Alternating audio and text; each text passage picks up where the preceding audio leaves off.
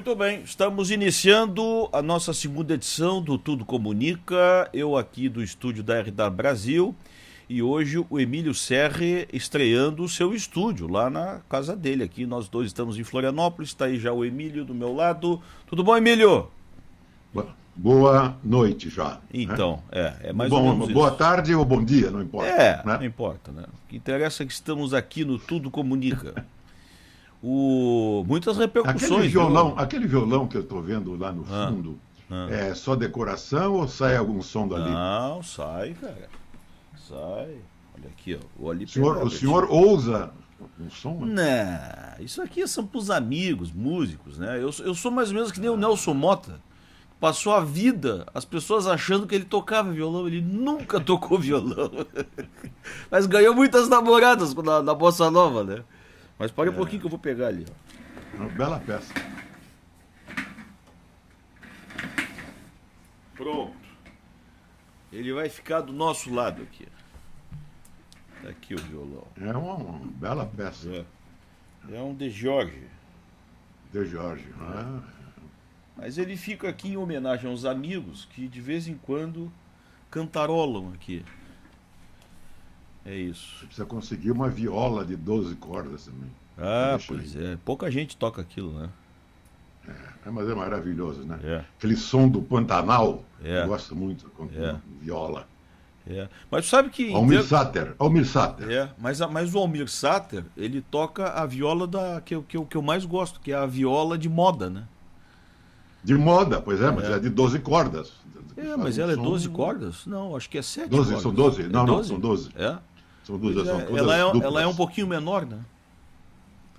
E tem outro instrumento de corda também lá da região do Pantanal, que é típico, tem um outro nome, não é viola nem violão, tem um outro nome.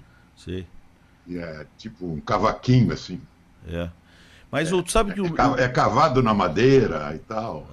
Eu sei qual é que é. Sei. Ele é esculpido na madeira, né? Ele é inteiriço, né? Então tá, mas sabe que o meu predileto é um que está lá no fundo, que é um trompete. Estou vendo. Que ele não serve para nada, só para a gente olhar e admirar, né? Porque aquilo não toca. Eu comprei num brechó lá em São Paulo, mas eu tinha uma adoração para ter um trompete daqueles ali. Bom, na outra encarnação eu aprendo, né? A tocar todos eles, né? Mas eu fico cercado aqui de instrumentos, sabe? Adoro ficar cercado de instrumento. É isso. O Emílio, sabe que muitas repercussões do último programa, sabe? Teve gente que se deliciou com a audiência da RW, tenho certeza que é crescente. Né? Tu com certeza desse um up na audiência, porque muita gente me ligou. É sempre muito gentil, para não dizer puxa-saco. É verdade.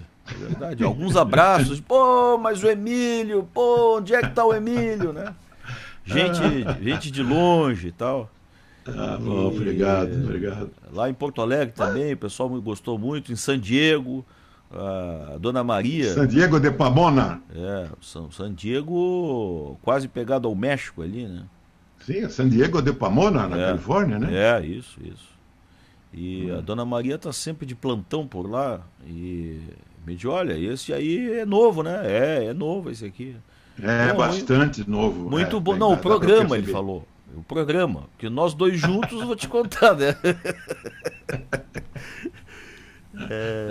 Mas vem cá, Emílio, nos conte aí. Esse ancião é novo, é verdade. Não, tá certo. Ao lado de muita gente, nós somos novíssimos. Bom, claro. Na cabeça... É isso que importa, né?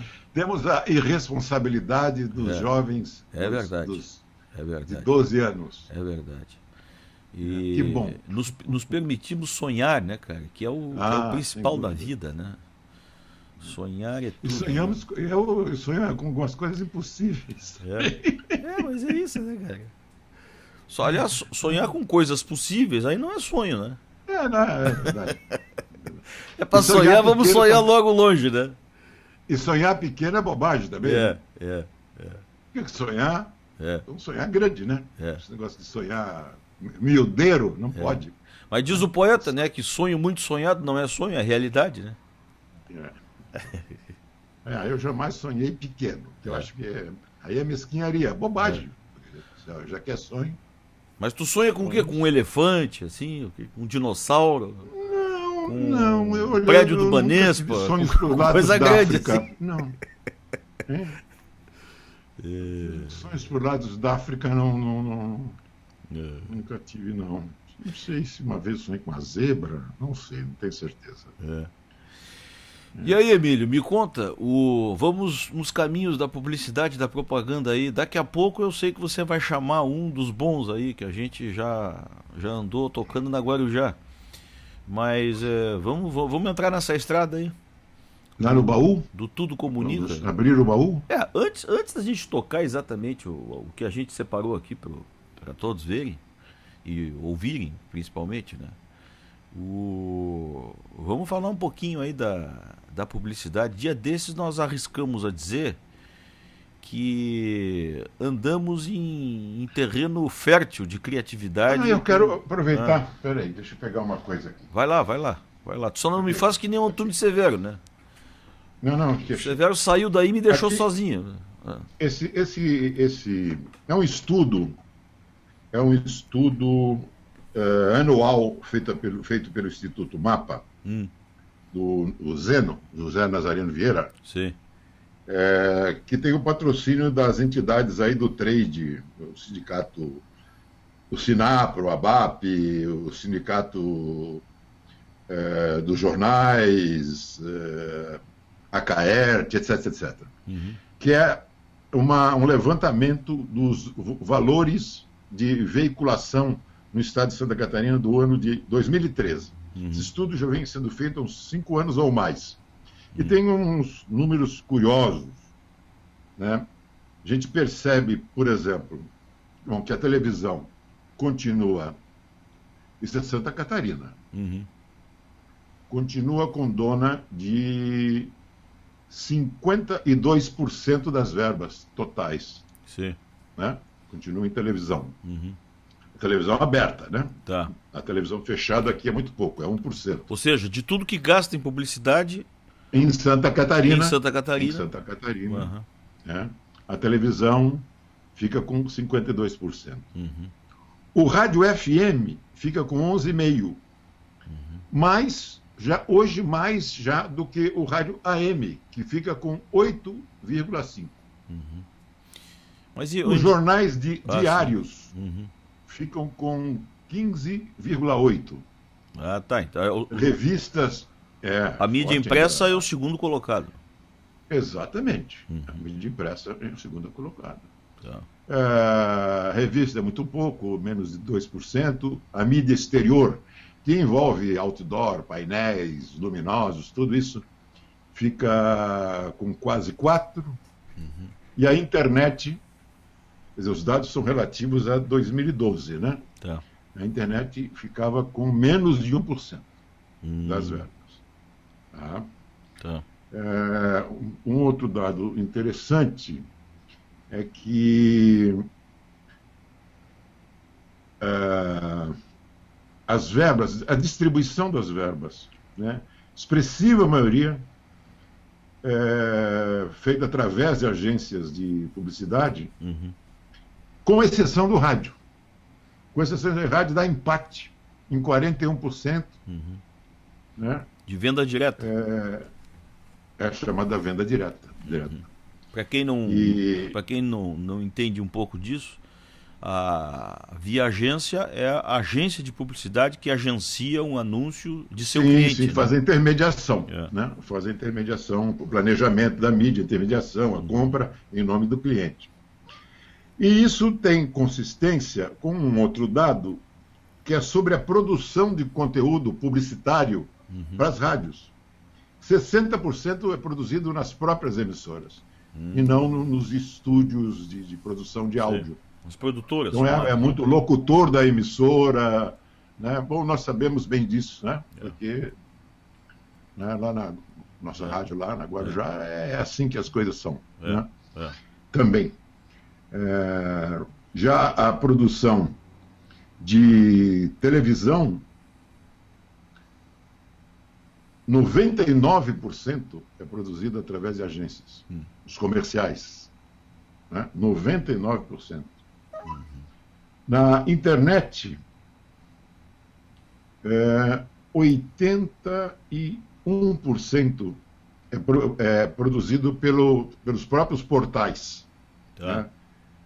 E os outros 39% é produzido pelo anunciante, né? Com ou sem colaboração de agência. Sim.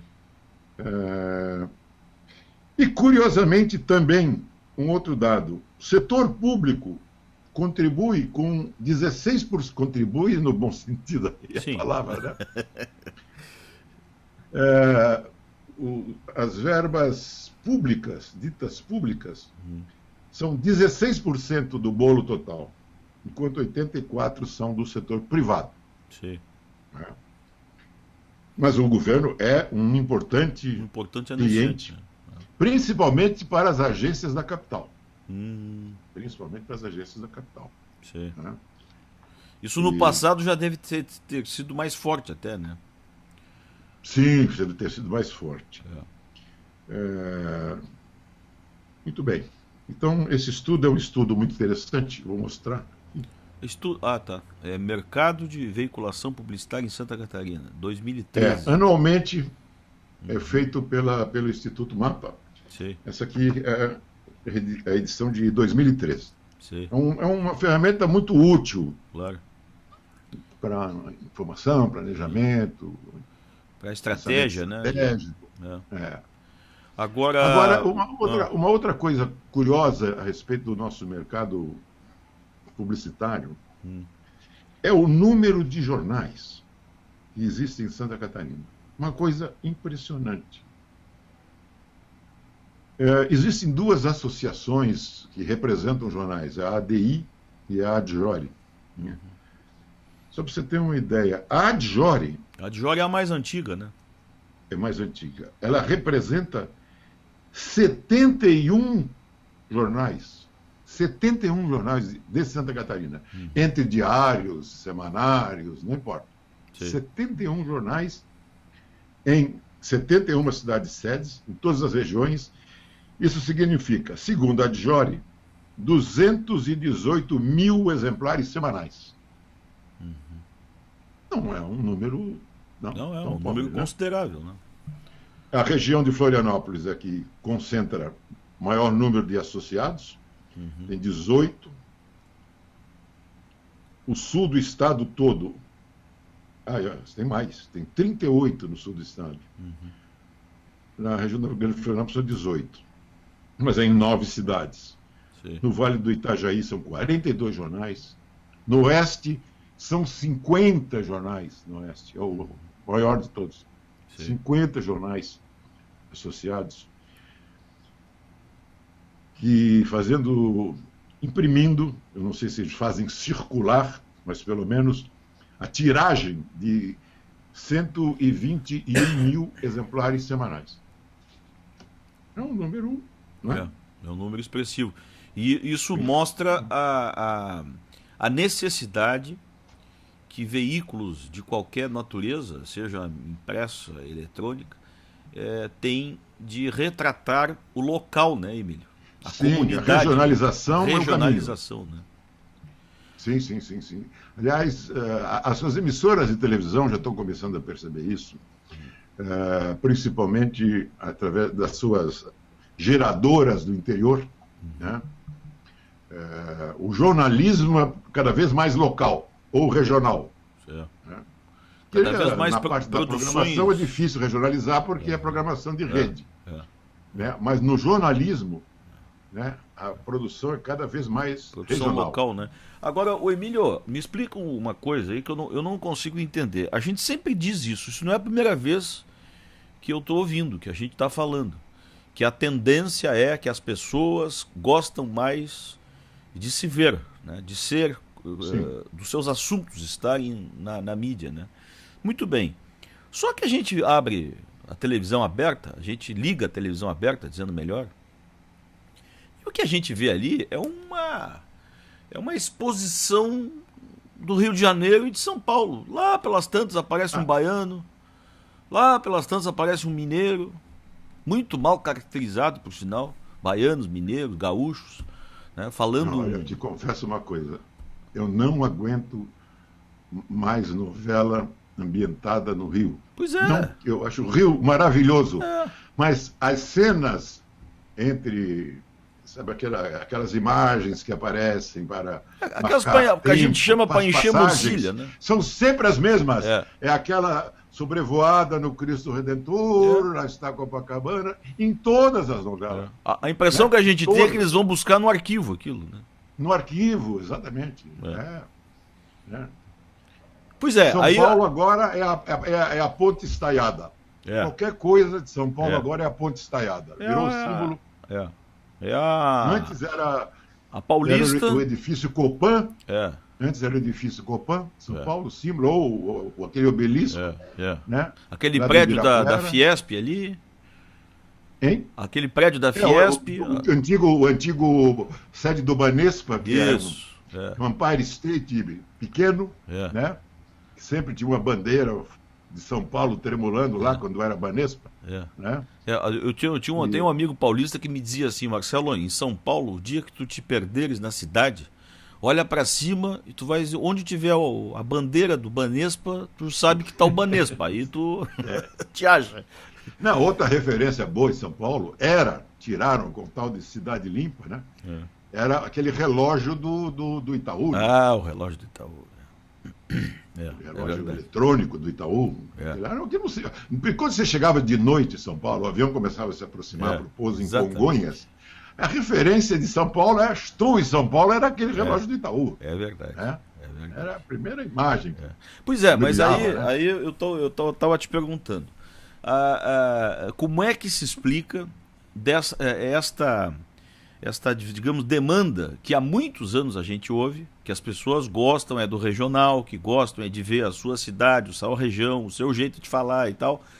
E aí a gente olha para a TV Globo e a chance é toda para o Rio e São Paulo. Eu não sei o que... E aí a gente aqui do Sul fica dando audiência para esse pessoal, porque as pesquisas que são feitas, eu tenho cuidado às vezes de ver as pesquisas que são feitas, porque como São Paulo e o Rio é muito grande, tudo bem, a audiência maior é lá mesmo, então eles andam pra gente, né? Mas as audiências no sul do país e lá do Nordeste são avassaladoras, ou seja, nós estamos consumindo esse produto que não é nosso. É a cultura, né? É a cultura carioca, aquela ambientação, os problemas do Rio de Janeiro, a cultura carioca, o modo de vida do carioca, né? As imagens, a vida dos... Toda novela tem imagens de um morro lá, de uma comunidade, né? Porque agora não é mais favela. Agora tem uma comunidade, né? E eu tenho que ficar ouvindo aquela porta do elevador, né? Por favor, abre a porta do elevador. E quando a novela é passada em outro estado, aí fica aquele falso sotaque. Sotaque nordestino cariocado, né? Ou um baianês, assim, também é cariocado.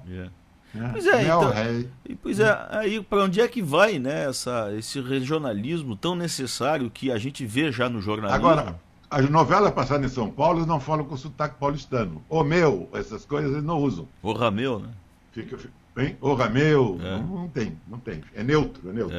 Não, a minha impressão que dá, por exemplo, na TV Globo, que o único paulista que tem na Globo é o Faustão. De vez em quando vai a São Paulo, né? De vez em quando agora faz o programa em São Paulo. E essas coisas que eu não consigo compreender, cara. A gente dá audiência. O Faustão é um fenômeno. Eu não consigo entender o Faustão. Então, deixa eu voltar um pouquinho atrás. Por exemplo, entende-se que o grande centro de produção, a nossa Hollywood, né, está no Rio de Janeiro. Tá. Né, no Projac, nosso centro de produção de conteúdo para televisão. Toda a teledramaturgia e muitos outros programas são produzidos lá no Projac hoje. Praticamente tudo é produzido lá. Né? Então, é o centro onde concentram-se os artistas, sejam eles atores, cantores, enfim, o Rio de Janeiro é a capital de produção midiática, digamos assim, né? Centro de produção de conteúdo midiático. Mas a ambientação das novelas, etc., também é no Rio de Janeiro, é nas externas, né? Porque as cidadelas e os cenários do Projac, às vezes muito caprichados, são às vezes também muito falsos, né? Muito falsos. Muito... A gente vê isso, né? Tem quase toda cidadezinha tem uma pracinha redondinha, onde o carrinho fica dando volta naquela pracinha, né? Aquele paralelepípedo muito certinho e tal. Bom, mas tudo bem. A qualidade da nossa telenovela é realmente boa, tem que reconhecer. Eu sempre fico achando que eu tô meio doido, mas eu presto atenção, por exemplo, se você notar, Emílio, presta atenção no chafariz da pequena cidade. Ele é o mesmo do Bem Amado. No Bem Amado já tinha aquele chafariz dessa novela que está passando agora. Chafariz. Só dar uma pintadinha e tal. Eu fiz o comentário em função do seguinte: o grande centro de produção dos Estados Unidos é reconhecidamente Hollywood. Mas você não está concentrado em Hollywood ou São Francisco. Isso né? Eu ia te dizer exatamente isso. Que é canto. Não, você vê. Não fico mostrando apenas. Claro que muito. São Francisco sempre foi cenário de muitos e excelentes filmes. Né? Nova York também. Mas eles fazem muitas outras cidades. É verdade. O interior dos Estados Unidos. O exterior. Né? Mas daqui não. Tudo concentra entre Rio e São Paulo. Não, e o que eu acho mais interessante, o Emílio, é o seguinte: quem me observou isso aí foi o meu filho, que mora por lá, e eles lá comentam isso, que não há uma concentração cultural, né? E por exemplo, eles fazem lá um filme em Dallas, ele não é igual a todos os outros lugares. Ele mantém a cultura local, regional de Dallas. Depois vai lá para Chicago, eles respeitam as características culturais de Chicago, né? Então, através do cinema, você vai passeando pelo país, né? Você vai conhecendo. E aqui a gente não tem essa ideia, né? Porque estamos limitados aqui uma novela que terminou há pouco foi ambientada em Natal, do Rio Grande do Norte. Tem paisagens magníficas. Mas fica por isso também, né? Mas fica por isso. Aqui nós tivemos... A cultura da cidade não é retratada, entendeu? Exatamente. Não aparece povo, diálogo, cenas do cotidiano, né? Teve uma que foi ambientada em Florianópolis, que era sensacional. Foi. O Antônio Fagundes era dono de uma enorme empresa de marketing em Florianópolis. Risível, né? Pois é. Era.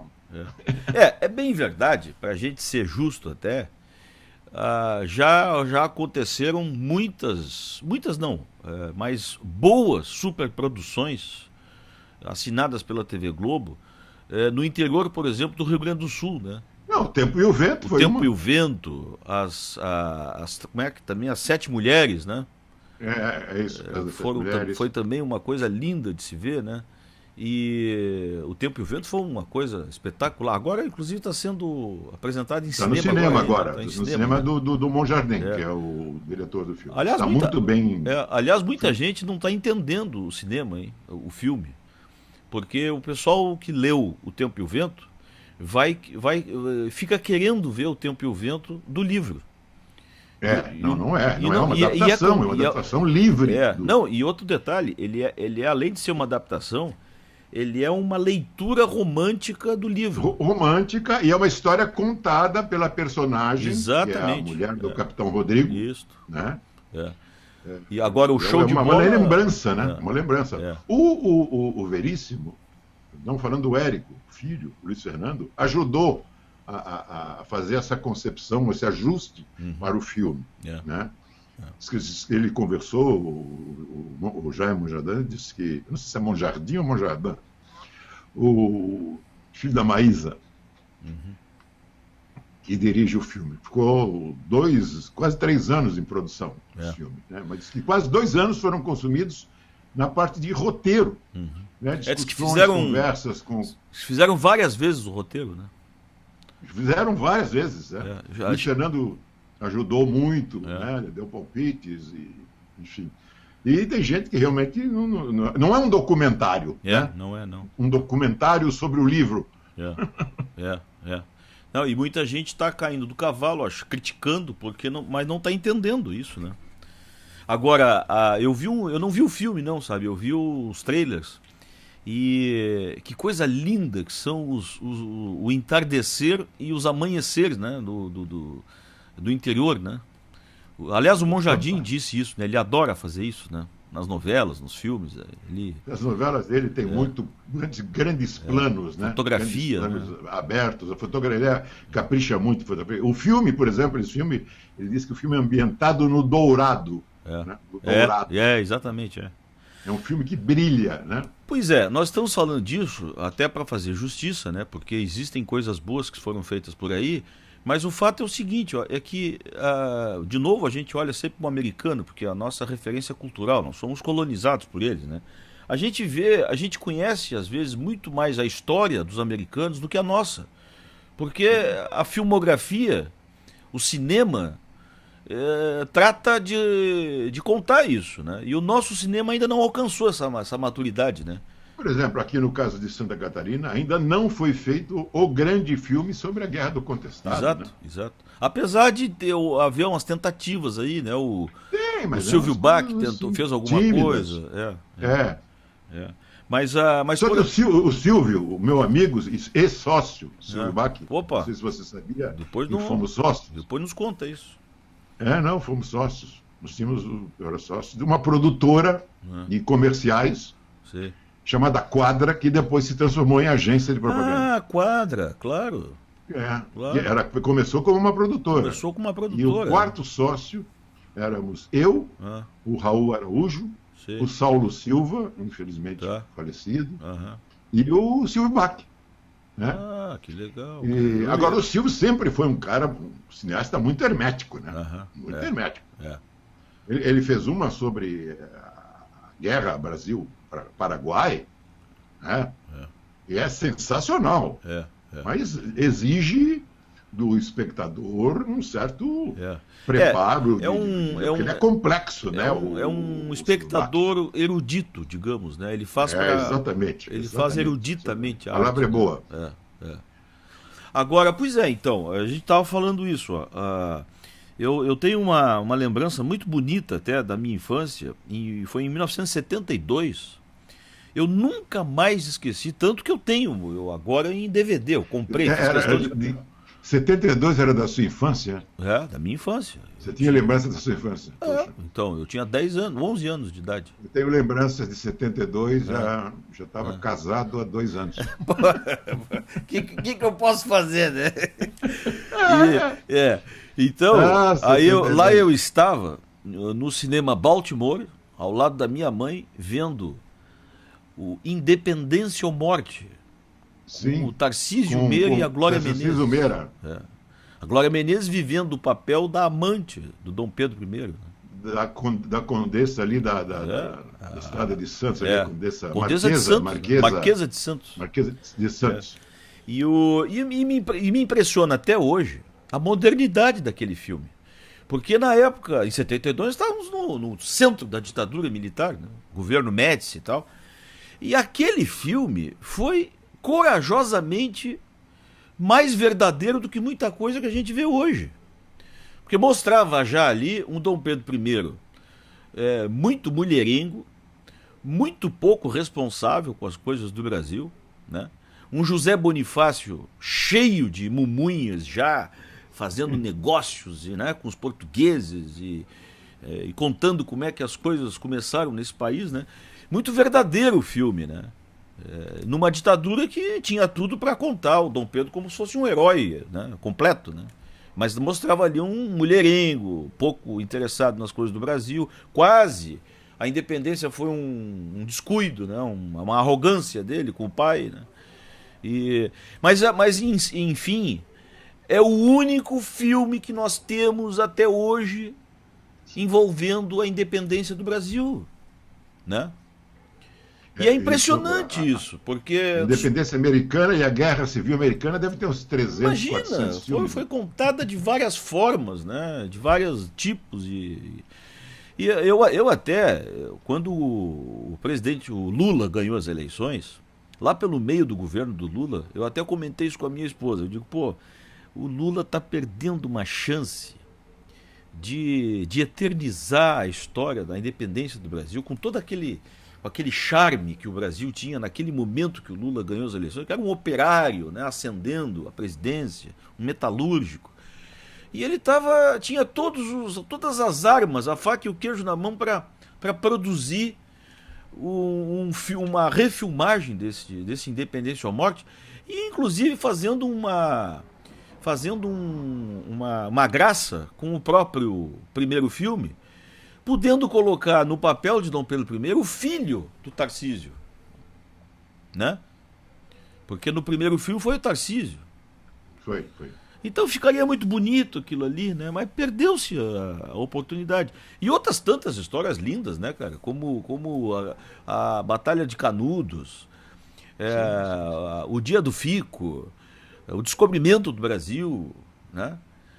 Passagens inúmeras que a gente tem na nossa história, que poderiam ser base para filmes. Aquela odisseia que foi a Estrada de Ferro, Madeira, Mamoré, né? Exato. Esses heróis que nós tivemos todos aí, né?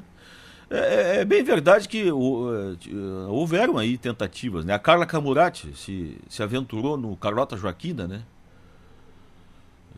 Isso, exatamente. Mas tu sabe que até esse filme foi contestado, né, pelo professor Laurentino Gomes, que é um jornalista. Não sei se tu chegasse a dar uma passada de olho nos livros dele aí, que se notabilizou pelas datas, né? É o 1808, depois veio o 1822, agora está aí, ele acabou de lançar o 1889, né? E ele reconta as histórias. E o 1822 praticamente derruba o filme da Carla Camurati, né? Porque é uma mentira só, o filme da Carla Camurati, né?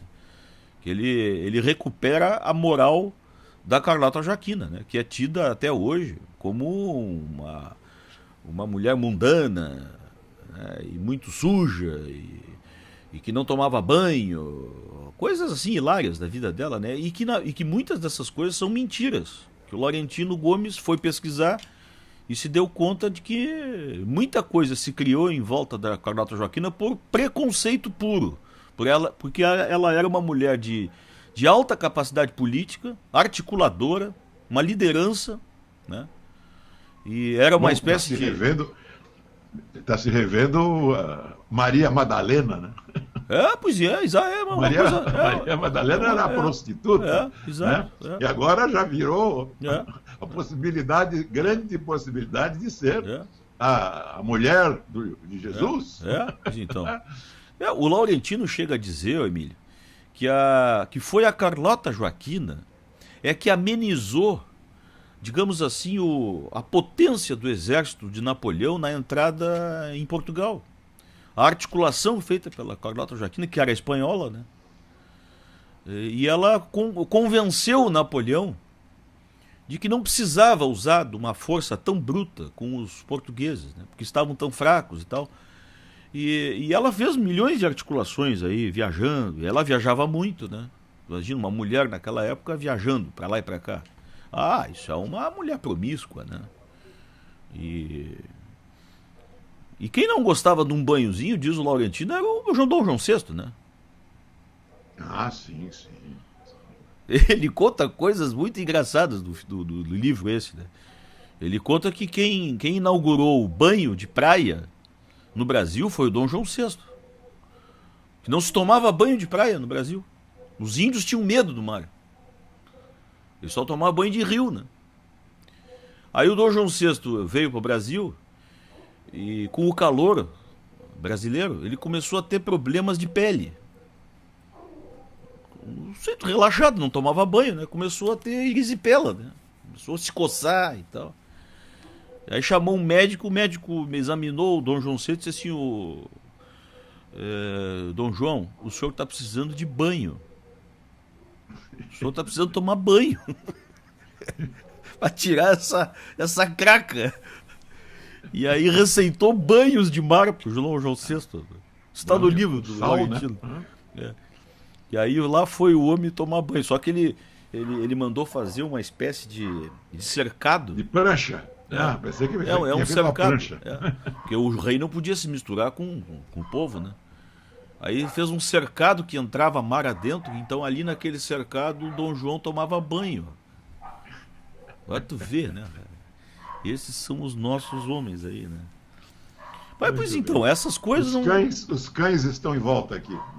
Eu tô vendo. Hoje é segunda-feira, não sei se o teu problema aí é o meu aqui também. Hoje é dia do caminhão do lixo passar aqui, né? Temos vários tons assim de cães maiores, menores. Eu esses dias, toda segunda-feira aqui na RDA Brasil, a gente faz um contato com Brasília, né? Com o Arthur Monteiro, que faz de lá o ABC Digital. Né? E eu sempre faço mais ou menos ali pelas 8 horas, daqui a pouco, né? E hoje é dia, né? Por exemplo. E aí passo o caminhão do lixo, né? Aí o dia desses eu disse assim pro Arthur. O Arthur diz assim, ô Marcelo, dá comida para esses teus cachorros aí, estão todos latindo, estão com fome. Eu digo, não, cara, hoje é dia, segunda-feira, caminhão do lixo. Aí é o lixeiro que tá passando. Aí o Arthur me sai com essa assim, lixeiro é tu que acumula lixo. Os coitados que levam o teu lixo. Lixeiro é tu. Ele me sai com essa, né? O Arthur é um figuraço. O Arthur é o criador. Eu já te contei da Avó do Brasil, né? Não me lembro. Olha aqui, ó. Então eu vou mostrar para os teus ouvidos, tá? Escuta, vê se tu consegue escutar. Isto aqui é o Arthur Monteiro, exatamente 7 da noite. Ele faz isso aqui na RDA Brasil. Em Brasília, 19 horas. A avó do Brasil. A minha avó. A sua avó. A avó do Brasil. Tu já imaginou um negócio desse? Rapaz, eu fiz isso na prática. Né? Porque eu fui locutor da Voz do Brasil durante mais de uns 2 anos. É mesmo? Né? Só que eu fazia o noticiário da Câmara dos Deputados e encerrava a Voz do Brasil, porque lá a Voz do Brasil, os primeiros 30 minutos pertenciam ao Executivo. Sim. Os 10 minutos seguintes eram produzidos pelo pessoal do Senado, assessoria de comunicação do Senado, e os 20 minutos restantes eram produzidos pela Câmara e o encerramento era nós que fazíamos. Né? A Agência Nacional, órgão do Gabinete Civil da Presidência da República, no comando de uma rede brasileira de radiodifusão, acaba de transmitir a Voz do Brasil. Olha. Senhores ouvintes, boa noite. Isso segunda a sexta. Né? Porra, tu tem na tua memória esse texto, hein? Eu vi que tu tá com nesse tempo, a Agência Nacional estava vinculada ao Gabinete Civil. Não tinha ainda a Radiobras. A Radiobras veio depois. Mas e nessa época, se eu não estou enganado, a Voz do Brasil, o noticiário era de meia hora só, né? Não, 1 hora. Era 1 hora, mas das 7 às 8. Tá, mas a primeira meia hora do Executivo. Tá. Né? Os 10 minutos seguintes do Senado e depois os 20 minutos finais eram da Câmara. Pois é, mas onde é que entrava o projeto Minerva? Não. Ele entrava não fora do horário, entrava no espaço do Executivo. Eu imaginei que me deu a impressão sempre, porque isso faz parte lá da minha infância, lá que eu ouvia, a primeira hora era Projeto Minerva e a segunda meia hora era o noticiário, as notícias, né, da Voz do Brasil. A gente tinha um programa em Porto Alegre de humor e a gente gozava, todo mundo, né? E a gente tinha um quadro que chamava Objeto que Enerva. Que era o Projeto Minerva, né? E a gente criou até uma vinheta, né? Objeto que enerva, né? Fazendo uma blag do original, né? Que era Projeto Minerva. E era arriscadíssimo, porque era ao vivo, né? Ah, sim. Era ao vivo. E de vez em quando dava uns acessos de riso na gente. Eram 2 locutores. Imagina. 2 locutores. Mas eu acho que eu acho, o Emílio, que até hoje é ao vivo, hein? Hein? Não, é ao até vivo. Hoje é ao vivo. Hoje não sei. Hoje não sei. Porque está todo mudado a voz do Brasil. Bom, hoje a gente não sabe mais nada. Né? Deram uma repaginada lá. Eu acho que a gente não sabe mais nada hoje. De vez em quando me dá essa impressão. Mas... E era aquele noticiário chato, né? Notícias da Câmara, deputado fulano disse isso e tal. Chapa tinha branquíssima. uma outra sonorazinha, né? De um deputado. Enfim. Chapa alva. Chapa alva, absolutamente. Chapa alva. Emílio, já estamos falando há 41 minutos. Nós vamos encerrar o programa, mas a gente tem uma surpresa aqui, né? Pro Tudo Comunica de hoje. Tem um jingle aí do baú, né? Buscado no baú. Esse jingle tem uma história interessante. Então conta. É que quando foi fundada a Souza Cruz no Brasil, Companhia de Cigarros Souza Cruz, no Rio de Janeiro, né? Aliás, eu não sei se você sabe que o seu Souza Cruz nunca fumou, né? Ah, tu tá brincando. Sério, nunca botou um cigarro na boca. Que homem, bom, mas houve um dissidente, um dos homens que tocavam a empresa, criou uma empresa concorrente com um nome razoavelmente estranho. Companhia de Cigarros Marca Veado. Mas que barbaridade. Não, tu não tá brincando. Não. Cigarros Companhia Veado. De cigarros Marca Veado. Veado. Tá. Com E. Certo. Veado. E o desenho feito a bico de pena de um veado, assim. Mas que coisa. E lançaram o cigarro. Né? Isso em que ano? Aí de 1930, por aí. Mas foi lá atrás. Bem que época que começou o rádio. Não, e aí eles criaram uma música, criaram um jingle, que tocava nas rádios, muito ouvidas por Galena ainda, né? As Galena, E também, ele fez um acordo, olha, ele já manjava de Para quem não sabe, Galena é alguma coisa parecida com os headphones. Exatamente. O Emílio tá nos ouvidos aí, eu também. Mas ele tinha, olha que sacada de marketing já para 1930. Ele fazia contrato com as boates. Sim. E a música nas boates era ao vivo, não tinha nada de música eletrônica. As orquestras e tal. O conjunto musical ou orquestra tocava o jingle dentro da boate. Mas olha Entendeu? só, rapaz. Então nós vamos ouvir o jingle, mas olha, primor. Tá, depois tu vai me explicar como é que se explica disso ter virado sucesso. Porque isso aí era quase uma denúncia de quem fumava. Tinha fumante para esse cigarro? A palavra veado não tinha nenhuma conotação que tem hoje, naquela época. Era outra coisa. Acha? Veado era um bicho. Né? Em 1930, viado era só um bichinho. Era um quadrúpede, né? Com os galinhos e tal. Naquele tempo, viado era diferente. Tá certo. Viado era um bicho só, tá certo. Era um bicho. Tá bom. Então vamos ouvir o cigarros. Também. Mudou um pouco. Tá. A gente explica depois. Vamos ouvir aí os cigarros veado. O Brasil só vai fumar cigarros marca veado. Pita devagar, oi, pita devagar. E é chique é o pé rapaz. Mas que noivo camarada que espera a namorada, 2 horas sempre em pé. Se o papai vem à janela, dá viado na canela e sai fumando um aimoré. Hoje a minha mulherzinha foi fazer sua fezinha e o dinheiro não lhe dói. Logo mais eu vou brigar Vou as notas separar pra comprar o meu Monroy. O Brasil só vai fumar cigarros marca viado. Fita, fita devagar, oi, fita, fita devagar. Se é chique ou pé rapado, oi, pé rapado, pé rapado. Você viu o conceito mercadológico? Você vê? Que coisa. Né? O target de público para o chique ou o pé rapado. Tá certo. Não importa, o cigarro atendia a todas Aliás, as classes. Né? Pé rapado que rima com viado. Claro. Para o chique ou o pé rapado. Né? Cigarros viado. Esse é um clássico, é um clássico. Que barbaridade. Mas tu sabes que tu tá dizendo isso, realmente, não, naquela época viado era viado, né? Era apenas viado.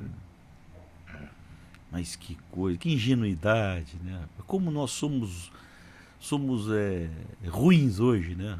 Imagina, cigarros, viado e pronto, simples assim, né? Simples. Não tinha politicamente correto, né?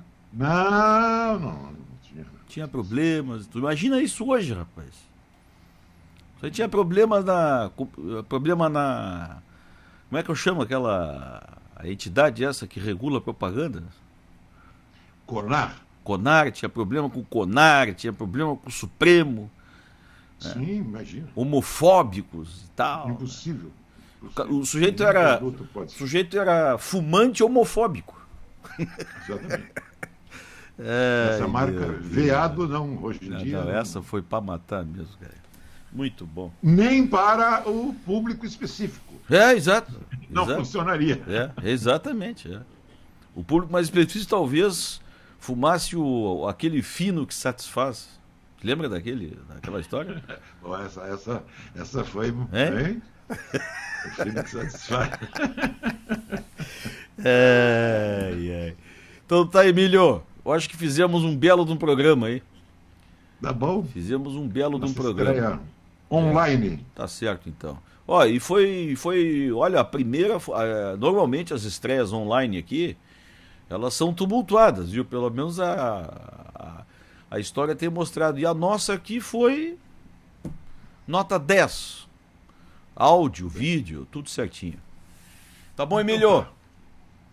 Ficamos por aqui, voltamos... Grande abraço. Bom, agora ficou fácil, né? Toda hora nós vamos fazer isso aqui, ó. E depois a gente não se encontra muito, né? Exatamente. Vai matar a saudade, né? Tá bom. Emílio Serri, um abraço. Um abraço a todos.